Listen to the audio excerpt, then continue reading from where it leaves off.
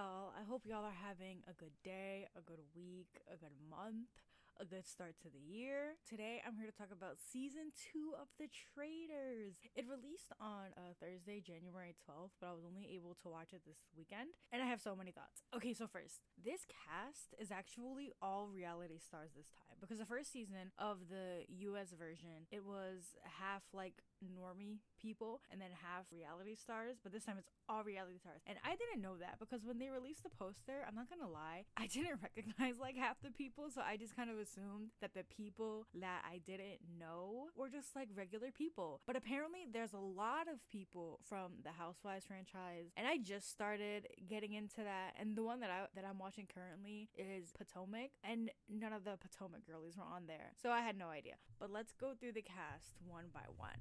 So there's Ekin-Su from Love Island. Now I did watch her season, but I didn't recognize her in the poster. That's kind of my fault. And then there's Kevin Kreider, who was from Bling Empire, whatever that show is. And then there's Larsa Pippen, nasty ass lady. She's on The Real Housewives of Miami. And then they also have her boyfriend Marcus Jordan. Yes, that Marcus Jordan, MJ's son. Like I said, nasty ass lady. And then we have MJ from The Shahs of Sunset, also a show that I have literally never watched. And then we have Janelle, Queenie. And then they have John Burkrow, who was the former Speaker of the House of Commons in the UK's Parliament. Okay. And then we have Bergie from Love Island Season 5. I recognized his face, but I did not know his name, and I did not watch his season. But apparently he's like loved, so good for him. And then we have CT, Challenge Legend, The King, Dan Giesling. And then Deontay Wilder is on this season for some reason. I've heard his name before, but I'm not really into boxing, so I had no idea how he looked like. But yeah, Deontay Wilder, everybody. And then we have Cherie from The Real Housewives of Atlanta. And then Trishelle from The Challenge. Now listen, I watched The Challenge and I don't remember her. I don't know, I guess Shorty was just before my time. And then Sandra from Survivor, Parvati from Survivor, Phaedra from The Real Housewives of Atlanta, Pilot Pete from The Bachelor, and then Tamra from The Real Housewives of Orange County, Peppermint from RuPaul's Drag Race. Can we just get into this headshot a little bit? Eat. Johnny Bananas from The Challenge. And then we have Max from Dancing with the Stars. I also remember him, but I just didn't recognize him on the post. But I was in love with Max on Dancing with the Stars. I know that he was kind of known as like the ballroom asshole, but that's my type, baby. That's my type. So yeah, that's the whole cast list. Alright, no tea, no shade, but they were clearly scraping the bottom of the barrel with some of these picks. But it's fine. They're all reality stars. And we're using the term star loosely. So there are some people who don't like the fact that this season is all reality stars because they're saying that the show doesn't have as much stakes if it's not normal people who like really need the money. First of all, that's not true. And you know how I know that's not true? Because The Challenge exists, which has seasoned reality TV vets come back season after season, and they still all want the money. Like this season now, I think the grand prize is only like $300,000 or something, and there are still people on the show competing for that money because at the end of the day, money is money. Also, a lot of these stars just want exposure, okay? They're there to promote themselves, promote their brand, and introduce themselves to a new audience. And that exposure will pay dividends. So at the end of the day, it really don't matter what the grand prize is. Also, like, these shows are fun. Like, can we just admit that? I talk a lot of shit about Johnny Bananas, but if I could make my full-time job going on a bunch of different competition reality shows, I would do it too. And I think with a show like The Traitors, I think it's kind of better when there's like less stakes because it's already such an emotionally taxing show that I think the whole like, oh, I really need this money, I think that would kind of make it a little bit like borderline sadistic in a show like this. Like knowing that like the stakes are literally life-changing, I think makes it a little bit easier for me to enjoy the like backstabbing. Well, not backstabbing because the show doesn't really have that, but the more ruthless aspects of the show, I should say. And listen, reality TV stars know how to give good TV. I'm sorry, they do. And we see it immediately with this season. So let's get into the cast. I'm going to talk about the faithfuls first. And y'all, they're pissing me off again this season. I understand that the faithfuls are inherently at a disadvantage because there's no real way to suss out the traitors. You kind of just have to go based on vibes. But the one thing that I really hate is when they go based off of like less than vibes. There are ways to like tell when someone's acting suspicious. They say certain things or they do certain things. But then there's times where it's like, sister, you just made that up. You just made that up. And they are falling into the same trap that last season's faithfuls did, where they are going after each other so fiercely that they are creating this big diversion through which the traitors are just sneaking on by. Not all the traitors, but we're gonna get into that later. But they are just going after each other. Like last season, Rachel and Kate were going after each other so much, and neither of them are traitors. Oh my god. And I remember Rachel was like begging for her life at the round table, and it's so annoying. First of all, they really tried to play with my girl Peppermint, and I'm really annoyed that she's gone already. I'm so Trishelle, I gotta see you. Trishelle, me and you, we have to talk, because you are very, very, very, very, very annoying. First, they tried to say that Peppermint wasn't popular. Wrong. And then their dumbasses had to go back and get the other scarecrow. And then Trishelle made up this whole fucking story about how, like, I said if I die then you're a traitor, and she was acting like Peppermint had this big reaction when it was nothing. You made it up out of thin air. She just made this story up out of thin air, painted a target on Peppermint's back for no reason. And then we go to Marcus and CT, and they're like, I don't know.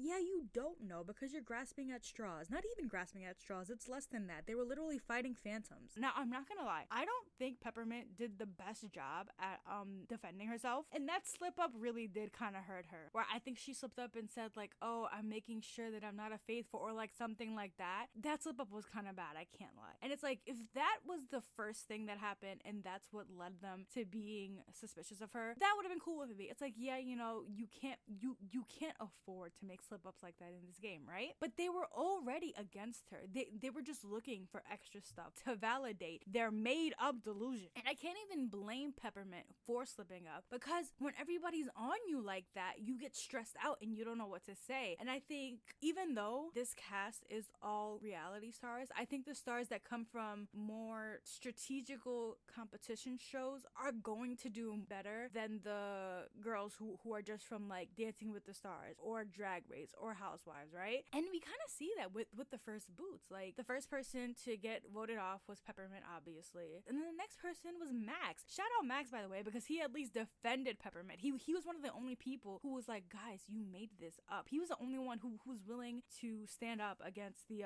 hive mind that was happening at the round table. And then they banished him the next episode, and I was like, oh my god. So yeah, fuck Trishelle.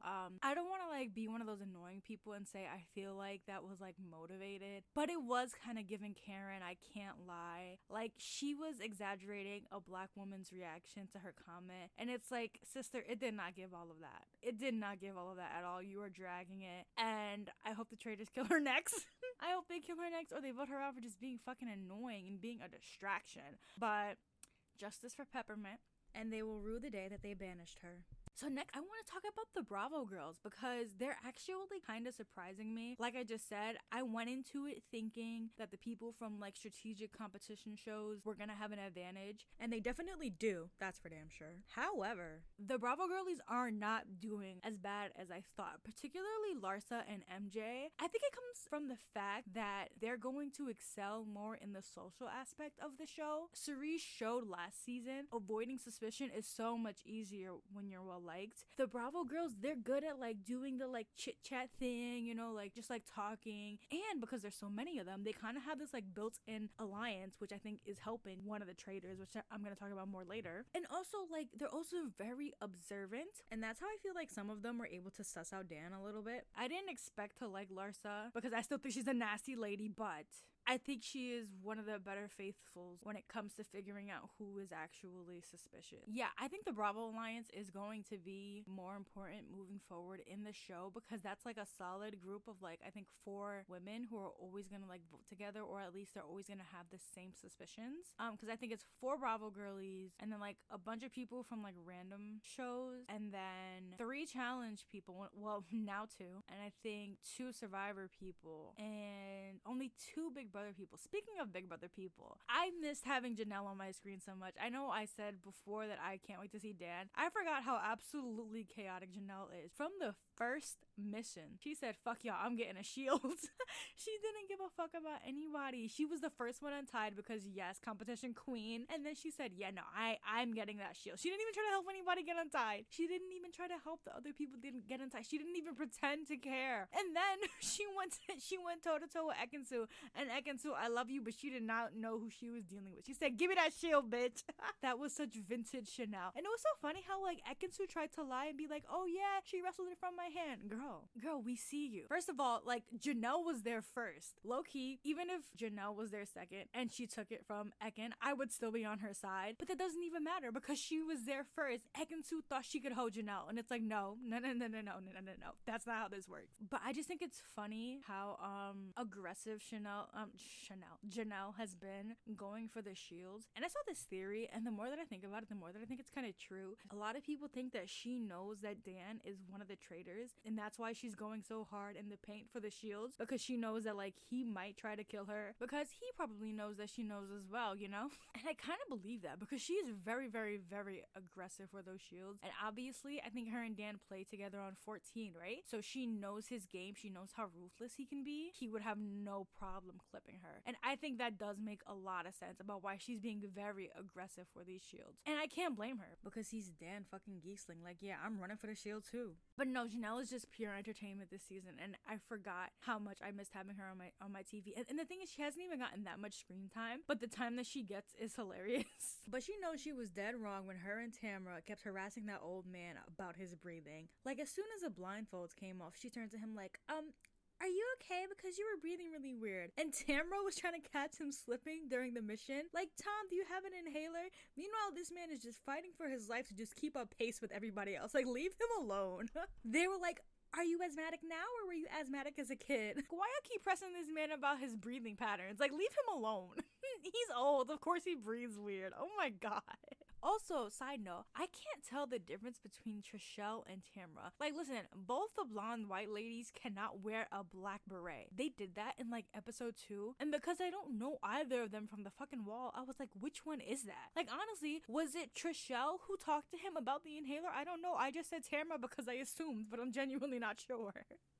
Like, please, we need to. There's a lot of head accessories this year. Like Parvati with her headbands. Love them, by the way. Slay Queen. But, anyway. Deontay is another faithful that's like sticking out to me. I feel like he's this season's Andy, because last season Andy would get so emotional whenever she had to vote someone out. And Deontay literally cried after he voted Max out. Now him crying makes more sense because he actually led the charge against Max. But like, these people know that like they're gonna be okay, right? They know that. I was surprised at like just how emotional he got. And it got me thinking, like, is there something about this show or this format that brings out these emotions in ways that other like competition shows don't? Is it because it's so fast that it's like this person that you were talking to and that you really liked a few hours ago, you now have to vote out? But see, I feel like with a faster pace, you're not gonna build bonds that are that deep, so it would hurt less. But I feel like the opposite is showing to have happened. And then I also think it might be because you have to vote that person out to their face. Like in the challenge, when you cast votes, I think now they do it anonymously, and then when they get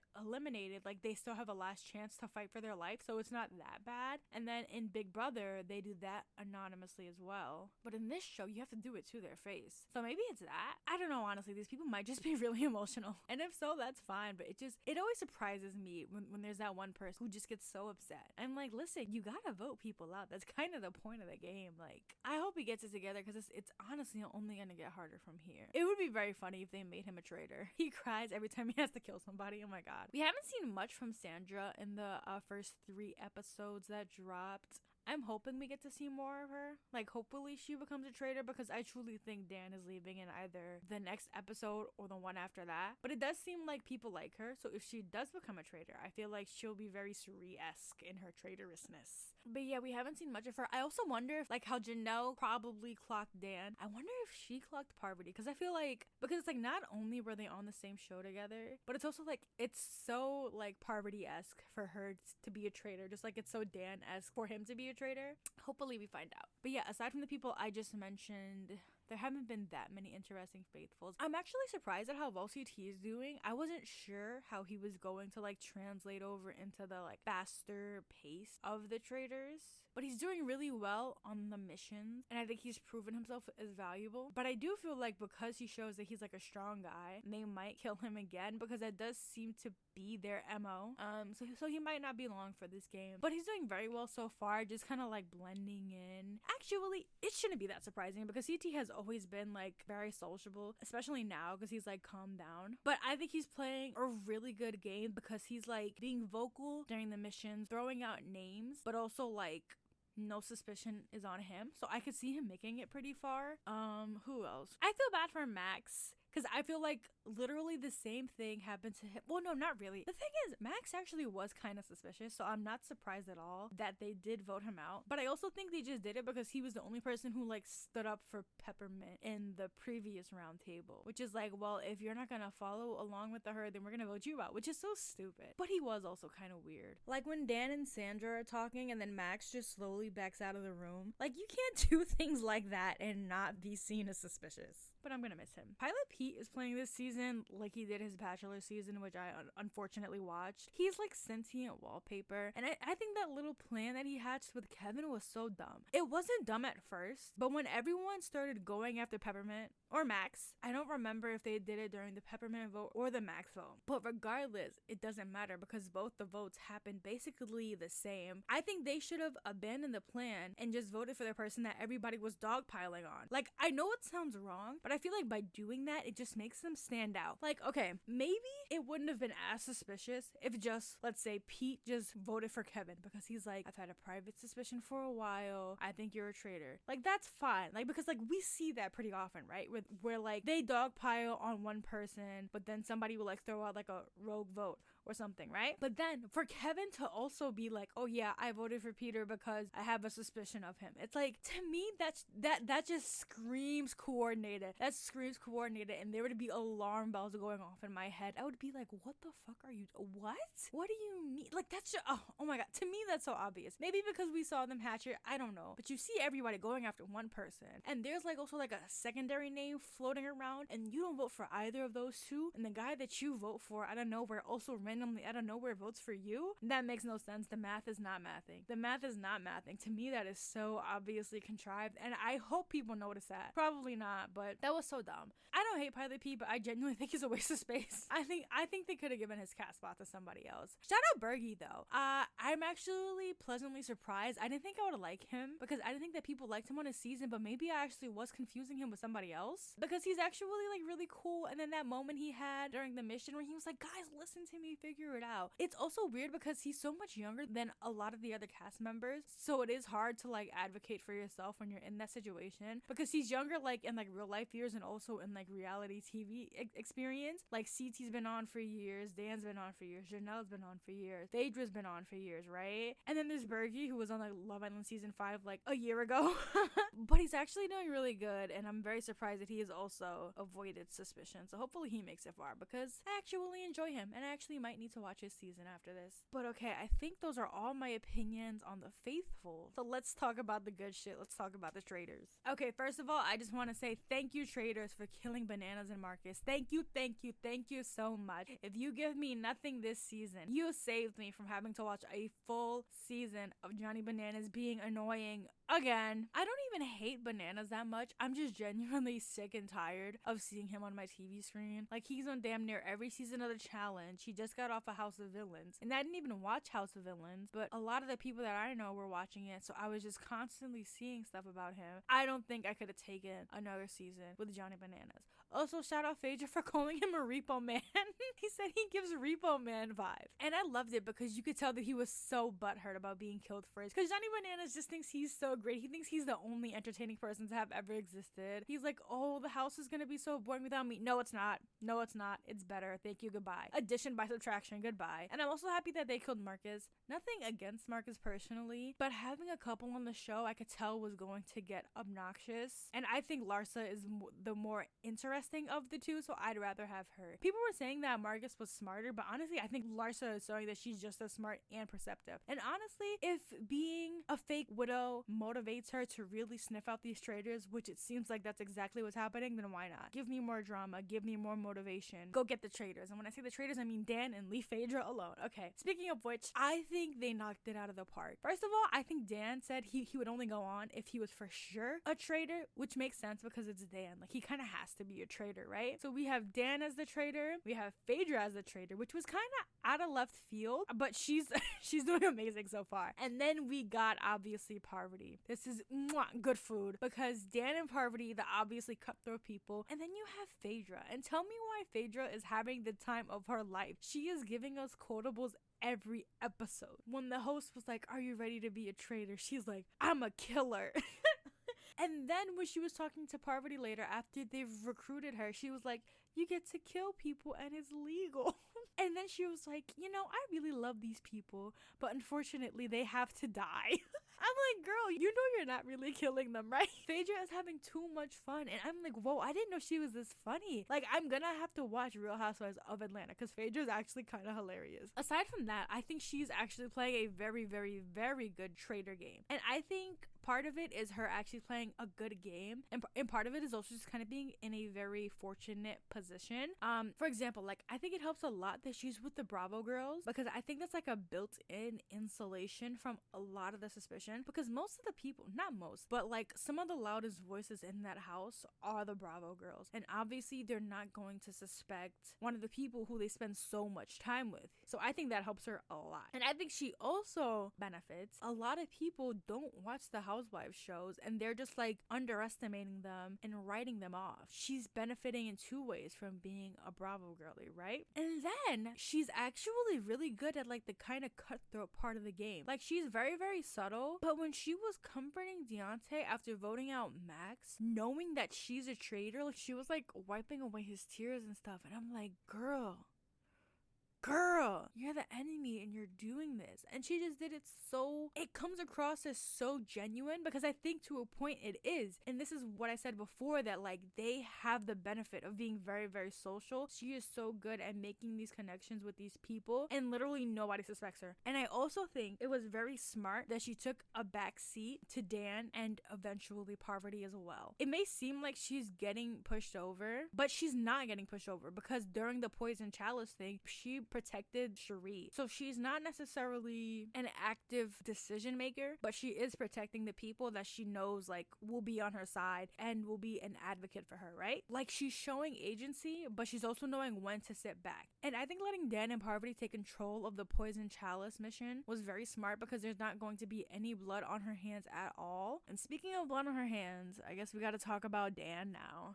Dan's doing horribly. Dan is doing horribly. And I think part of it is his reputation. Obviously, like, everybody at this point knows who Dan Giesling is. It's kind of like the inverse of what's happening with Phaedra, where everybody is kind of underestimating her, so she is flying under the radar. And it's the complete opposite for Dan. Like, his reputation precedes him in the worst way. And I also think the pace of the game might be a bit of a struggle for him because Big Brother is such a slow paced game, and I feel like Dan kind of has tailored his game to that approach. But the Traitors is not like that at all. It is fast. And they have him clocked immediately. And I just knew it because I think he came back too quickly from his stream. I'm like, they must have got him immediately and voted him out. I think I'm going to be losing Dan Giesling for a third time. So even though I think he's in a rough position with his reputation, I don't think he's doing that good of a job defending himself. Like the whole, "That's just who I am. I'm just a quiet guy." I think he needs to come up with something else. I think you need a better defense because they're not buying it. I also think because he's in a house full of reality stars and not like regular people, I think they're harder to manipulate because it's like they know how this goes, like Larsa and MJ are like the two people who are kind of like calling him out the most, and they're not from competition shows, right? So even though they're not on the shows that like necessarily need strategy, I just think being a reality TV personality is harder for Dan to like manage and manipulate the way that he did on both of his Big Brother seasons, right? And I just feel like in a game like Big Brother, there isn't necessarily a cause for suspicion, so the quiet people can fall to the wayside and not get noticed, while all the louder people tend to be the ones that get taken out early. That's usually how it is, right? But in this show, everyone is suspicious. Everyone is starting off from the perspective of, you might be a traitor, convince me why you're not. And being quiet and trying to just slide on by, that is the most obvious traitor play in the world. So I think it's having this inverse effect where the loud people are coming across as more sincere and trying to help, and the quiet ones stick out like a sore thumb. This is even exacerbated when you have a cast full of all reality people. They're kind of used to being loud. They usually have big personalities, right? Because they're on reality TV. So Dan said he wants his play to be only speak when spoken to, speak up sometime, but try not to be the loudest voice in the room. I think a good example of playing this way is what I said earlier with CT. CT speaks up, he spoke up at the round table. He talks to people about oh, Peppermint's kind of weird. Oh, this person's acting kind of weird. And he's very vocal on mission, but he's never the loudest voice in the room, and he falls back in a way that's not suspicious. But with Dan, with the way that he's doing it, he's just so quiet all the time. That's so immediately suspicious, especially in a show like this with the pace that they're playing at. And honestly, I think he underestimated the Bravo girls. When him and Phaedra first met as traitors, right? There were some comments he was making that kind of gave the impression and the vibe that he thought that she was out of her depth, and he clearly sees Parvati as more his equal. So I feel whether he realizes it or not, he's kind of looking down on the Bravo girls and wouldn't expect them to clock him the way that they have. And I feel that miscalculation has put him in the position that he's in now. But it's funny because I think at the same time he's also still kind of underestimating Parvati. Part of the reason that he chose her, and he was the one that chose her because Phaedra had very little input in that, right? He said that she was the most obvious choice because she's so obviously traitorish that when the time comes, he can push her out and sacrifice her and have them banish her. But Dan, did you watch her season? I mean, obviously he knows about her because he called her the Black Widow, right? So what makes him think that she won't do that to him? Even though he thinks of Parvati as more of an equal, he's definitely still sleeping on her. And I'm Dan, I think you're gonna be the one that gets pushed out. And I think Phaedra will have no issue doing that as well. And then with the Poison Chalice mission, he was I think part of it might be the editing, I'm not gonna lie. But during the Poison Chalice thing, he looked like he was floundering in that library. The way Parvati just swooped in and very casually got the chalice and then just slowly reintegrated herself back into the party. She did that so smooth. I think she's taking on the traitor role very, very, very well. Speaking of which, let's talk about Parvati. Okay, I think she's playing well, obviously, but I think she might be playing a bit too hard. In particular, with this Poison Chalice mission. She's waving that thing around like it's a fucking prize. I don't know if the producers of the show are going to tell them the cause of death when it happens, because if they do tell the faithfuls, I don't think it's going to be hard to recall the previous night who was running around with this silver cup in hand, and it looks so much different from the normal cups that they're drinking from. I think she's being very, very obvious with it and very bold. I know that's her style. We need to be a bit sneakier. But I think if the show does tell the faithfuls the cause of death, I think Sandra is clocking her immediately. And then I think that's going to kick off the Parvati versus Sandra part 2. And also, the Cherie play was very, very low. And I can't believe that she genuinely tried to do that. That was insane. And Phaedra was not on this one. You're gonna have to choose somebody else, not my girl. That was crazy. And I feel that could be a possible point of conflict between her and Phaedra. But no, she's playing very well. But I think she also has the benefit of the fact that she was a faithful for at least one day. And I do think ultimately that helps her. So yeah, so far this season is very entertaining. I love it so much. Alright, I just got done watching season 2, episode 4. And Parvati, I am so sorry for having ever doubted you. I can't believe she found somebody to poison and nobody remembered. I kind of had a feeling that production was going to let the faithfuls know that somebody had been poisoned specifically. A lot of people thought that that was unfair, but honestly, the traitors have such an upper hand in this show that I honestly think it's fine. The faithfuls are literally walking around in the dark the whole season, and I think it's fine to give them just a little bit of light. Hey, look over here. But clearly it didn't matter because the faithfuls ain't figure out shit anyway, so. And I just can't believe that nobody remembered Parvati walking around with that cup. Trishelle was like, oh, I remember someone offering me a drink, but I don't remember who. Are you serious? You don't remember who? Okay, now listen. I know that they were drunk the night that it happened. Like, it was like, that's kind of obvious, right? But I feel like unless you're literally blackout drunk, you're gonna remember someone walking around with a dusty, rusty, musty cup trying to get random people to drink out of it. Like, even if you don't remember the cup, I feel like I would remember who asked me to drink something randomly. Like, why are you asking me to do that? But that's simply the magic of Parvati. Even Dan and Phaedra had no idea who she poisoned. Like, Phaedra makes sense because she wanted nothing to do with that challenge, which makes sense. But Dan didn't even know, and it happened right next to him. Like, what do you mean? And I know that to the audience, it's gonna be more obvious, right? Because they're obviously highlighting her walking around the house. But I feel like even if I was there, I would be like, why does this lady have this random cup, and why does she keep asking people to drink out of it? But I don't know. She clearly has more finesse than I thought. I liked Ekin-Su from her Love Island season, but I wasn't too sad when she died. But the way that they did it was crazy.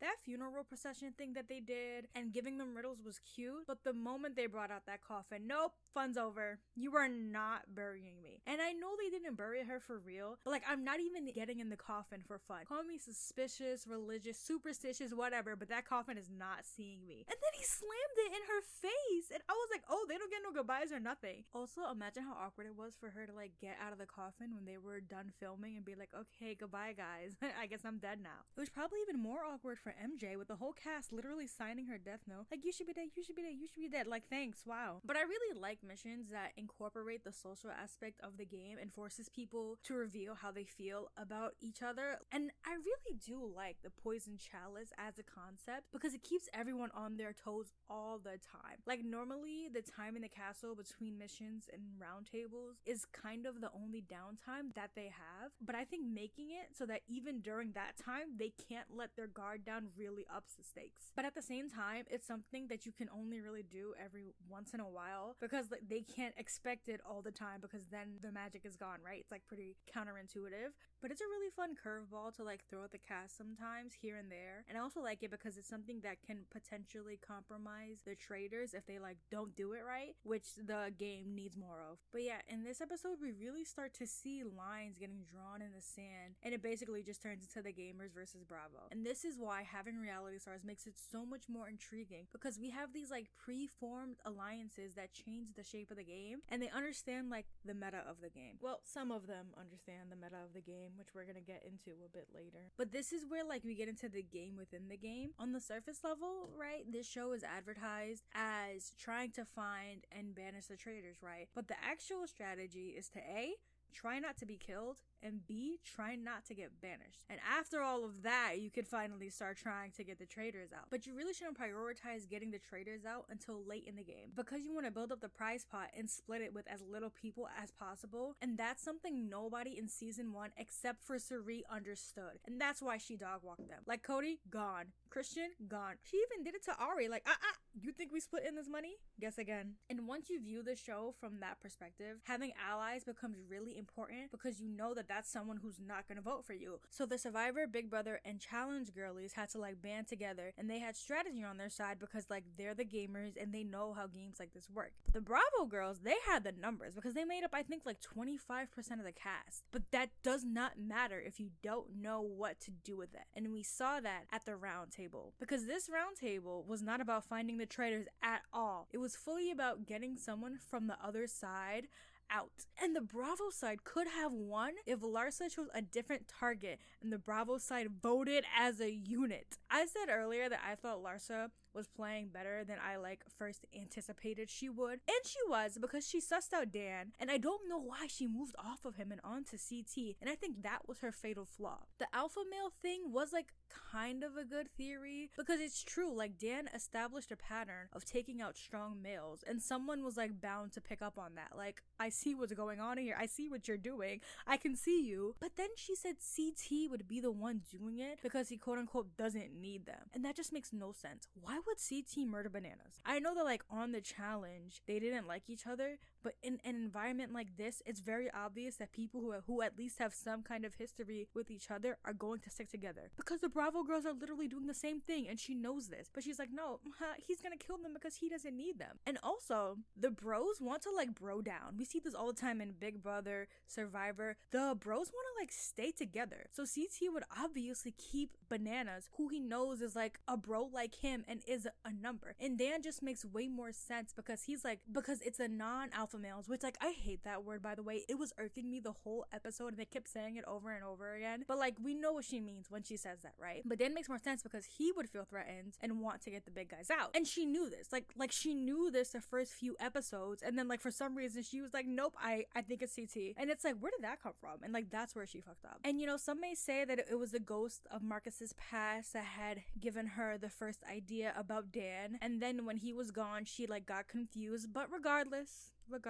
I think the Gamers Alliance would have been much more willing to vote out Dan over CT. CT is playing a masterful game right now and he is in a great spot. Nobody was going to vote him out and she should have seen that. Janelle even admitted this on Twitter today. Side note, the rivalry between Janelle and Larsa is probably the best thing to come out of this season because it's just so obvious. Like in no world do these two women like each other. And we saw that at the round table. They were like, Larsa, we're sick of you. And Janelle was the one leading the charge and got the whole Gamers Alliance to back her up. And I think Janelle, Sandra, and Parvati played this perfectly at the round table. And it just showed how the gamers completely outclassed the housewives in terms of strategy. And Janelle set it off perfectly with the quote-unquote evidence she had. Like, why did you do the toast? That was weird. And Larsa was like, I think you're weird. Like, okay.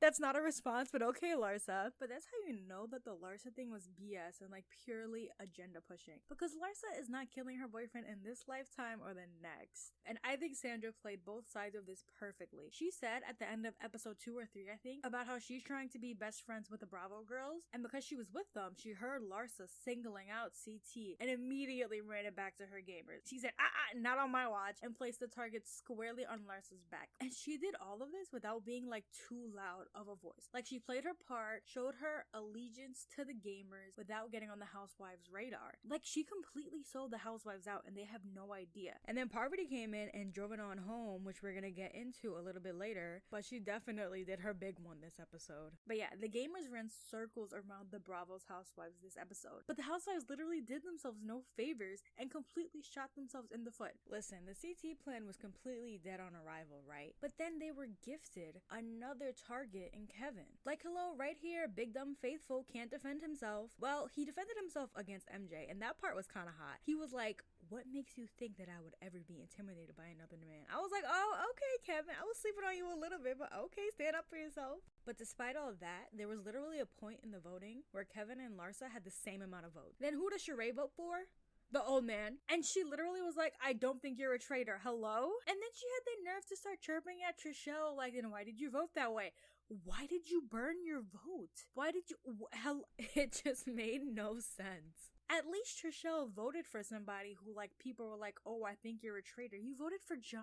Nobody was even talking about him. Sheree barely gets any screen time. She gets around 2 lines every episode, and they never make sense. She'll get 2 of them, and the second one will contradict the first one. Like, okay, sister, you keep doing that. But this time, she wasn't even the only one, because then who does Larsa vote for? She voted for CT, after hearing several people cast suspicion onto Kevin. Listen, at least Larsa stuck to the plan, because the plan was CT, and then everyone went rogue. But if you're gonna go rogue, you have to go rogue in the same direction. There's just no use in having numbers if you're not gonna form a solid voting block. And that's where, once again, the gamers have the upper hand, because they understand the importance of voting as a unit. But after the vote, Tamra did say that the housewives need to start sticking together. I don't know why she said that in front of everybody, but at least they might be waking up a little bit to like how they need to play the game moving forward, right? So let's see if they can put the pieces together in the next episode, but I'm not holding my breath because it's not looking good for Bravo. And I hate that they're proving the gamers right, because it's not even strategy that's that complicated. It's literally just vote together. But we're gonna see if they can make something shake. I don't know. Alright, now let's get into the brewing traitors civil war. Starting with Miss Parvati. This was by far my favorite part of the episode. I love when the traitors turn on each other, because ain't shit sweet on this show, okay? It's everybody for themselves. Casting suspicion on all the housewives was genius. Some people were saying she was just doing Dan's dirty work, and you just must not know about the Black Widow if that's your takeaway from this episode. They're also saying that like she should have let someone else say the housewives thing, or at least tell Phaedra beforehand what the play was going to be. Nope. Parvati played it perfectly. By not telling Phaedra what she was going to do, she got a real reaction from her. Phaedra was genuinely pissed off. Now there's like genuine tension between them and like other people see it. No one's gonna think they're working together. And by casting such a broad generalization, let's say they do clock Phaedra, no one's gonna turn around and be suspicious of Parvati for knowing that, because she was very general about it, very open, like, you know, she was pointing them in the right direction without pointing them directly to where they need to be looking, if that makes sense, right? So Parvati gets off scot-free no matter what happens. So if they clock Phaedra, Parvati's fine. If they don't clock Phaedra, Parvati's still fine, and they're trimming down their own numbers. Now, this is all contingent on her being able to reel Phaedra back in, which... Phaedra. Oh my gosh, Phaedra was hot at that round table. Did Phaedra overreact? Yes. Did she take it far too personally? Absolutely. But I really don't care, because that gave me the best 58 seconds of reality TV I've seen in a long time. Listen, I'm a reality TV girl to my core, and I like drama, I like entertainment. Yes, I like strategy, but I like fun. I will always be team fun. Phaedra walked into that tower. She said, "Nobody likes you, Parvati." That was so mean and uncalled for. And I don't even think it's true. That's the thing. I think Parvati's well liked. Why would you not like her? She's cool. Phaedra was mad. Phaedra was upset. She said, "I will not tolerate bad behavior at the round table." She was talking to her like she was her kid. Oh my gosh. My hot take is that I don't think this is going to cause the split a lot of people are anticipating it will. Because first of all, they tried to hoe Parvati in the edit, making it seem like she wasn't talking back. And I know that's not true. I know she had at least a few things to say to Phaedra. But also, I think Parvati will be able to get it back because, like, she has sound reasoning for what she did. She has the perfect excuse for why she did it. Because it's true. It's not even an excuse. This was objectively a good play for all of them. Because Phaedra, I'm sorry, but you can't keep all your friends safe. That would have been the most obvious thing in the world, and you're lucky she let you keep Sheree. So I think if she explains the strategy behind it to Phaedra will listen, and I think she'll be fine with it. And also, some people are saying that like Phaedra fumbled by showing that she was upset, and now Parv and Dan are gonna cut her, but I just don't think that's what's gonna happen. First of all, Phaedra has the numbers, which we know, and it's not just the Bravo girls. Like, she is well liked in that castle. She can get Bergie, Kevin, John, and Peter easily. And honestly, like, something in me is just saying that Parvati and Phaedra are gonna team up and get Dan out. Something in my spirit is just telling me that Dan's the first to go, so y'all better get ready for that. I'm telling you, he came back too quickly from recording this. Because first of all, Phaedra's on to Dan too. Listen, she might have been dragging Parvati by her headbands in that tower, but she got a few tugs in on Dan as well. That sounds weird. Sorry. Pause. I just mean to say that she is suspicious of Dan too. And also, like, Parvati's not dumb. I think she's very aware of what Dan's game plan is with her. She did not do his dirty work. I would just have a very hard time believing that the Parvati that I know, okay, my close personal friend, wouldn't see Dan's blind side, quote unquote blind side, coming from a mile away. Like, this is a classic out of the Dan playbook. And he tried to play so dumb in that tower. Like, you are not fooling everybody. And honestly, the Big Brother fandom has been kind of annoying me this season. Because listen, I love Dan too. I love Dan. But people are acting like he's the only strategic mind to have ever existed. Like, no, he can be outgamed, and I think if anyone is going to do it, it's going to be Parvati. And all the other gamer fans in general are also being so annoying, underestimating Phaedra. They're like, don't invite the housewives to the next season. I'm like, do you people not like fun? Like, they think she's just being emotional. I mean, like, yeah, she's obviously being emotional. That was kind of an emotional response that she gave in the tower. However, emotion does not have to come at the expense of strategy. And if you watch Real Housewives of Atlanta, you know that Phaedra can be a little strategic. And I don't think her, like, blowing up like this, not even blowing up really, it's more like a warning shot. But like, regardless, I don't think this will end up as bad for her as the gamer fans think. Like, listen, Phaedra's not stupid.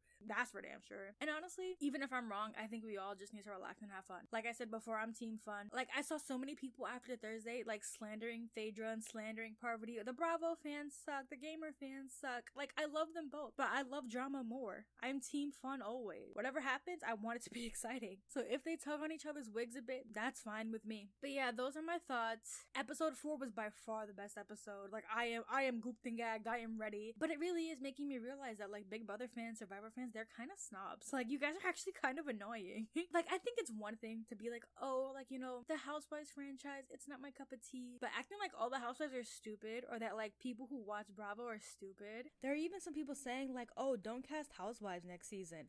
Do you people want any entertainment at all? If this cast was a whole cast full of game bots, do you know how boring it would be? The thing that makes the traitors fun is baseless accusations. That's what I want. That's what we need. So tell me your thoughts on this episode. Which traitor do you think is gonna make it the farthest? Do you think Phaedra is a dead woman walking? Do you think Parvati overplayed her hand? Do you think the Housewives are ever gonna get it together? I can tell you the answer to that right now. It's no. But let me know in the comments down below, and like and subscribe before you go. Thank you.